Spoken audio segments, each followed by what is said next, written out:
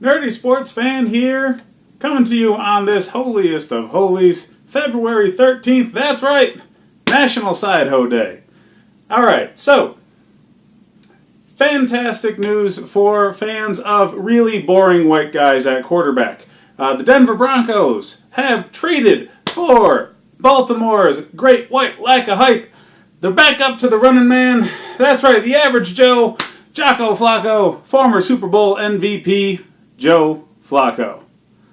Man, this is a really average crap move. And I'm sorry that this is the most exciting thing that happened in the NFL since the Super Bowl. But yeah, it's all we got. We're grasping at straws. We got hundreds of days before snapping the first preseason game. So yeah, we got to bring ourselves along with every little bit we can at this point. So, from what I understand, it's a fourth-round pick.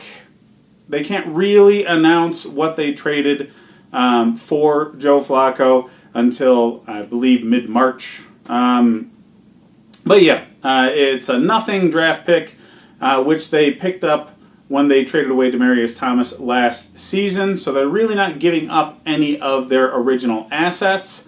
And they're picking up, even though he's horrendously boring, an upgrade to Case Keenum.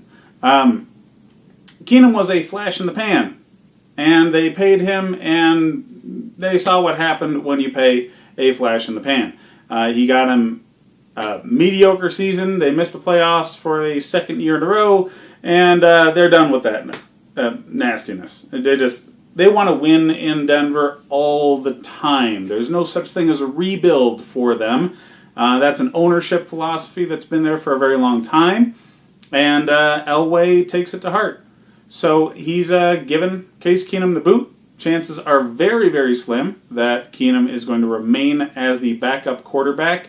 That would be locker room cancer. So Joe Flacco is going to take the reins almost immediately. Now, Vic Fangio, the new coach there in Denver, is probably loving this. So now you have Flacco. You have what you already had last season with Phillip Lindsay and Royce Freeman in the running back positions. You have a young and building wide receiver core that could use a veteran quarterback to show them what they need to do. They really don't have an offensive line, but they're obviously looking at fixing that, as they have a fantastic offensive line coach in Mike Munchak that's joined the fold. So you can see the signs of what they're trying to build in Bronco country. You're going to have a responsible with the ball quarterback who can chuck it deep when you really need to get breathing space for your offense, and a solid defense. And as Vic Fangio says, death by inches is going to be their philosophy. They're going to focus on the little things, slow the game down, run it, play good defense. He didn't take Kubiak on as an offensive coordinator, mostly because he wanted to introduce some college option sort of plays that are all the rage right now in the NFL. I don't know how that works with somebody who can't move more than 3 inches in the span of a half hour in Joe Flacco, but I'm sure they'll just have some of the concepts with motion one way or another, multiple running backs on the field, maybe a wide receiver throwing the ball downfield here and there. But Flacco's really not going to be anything other than a distraction on plays like that.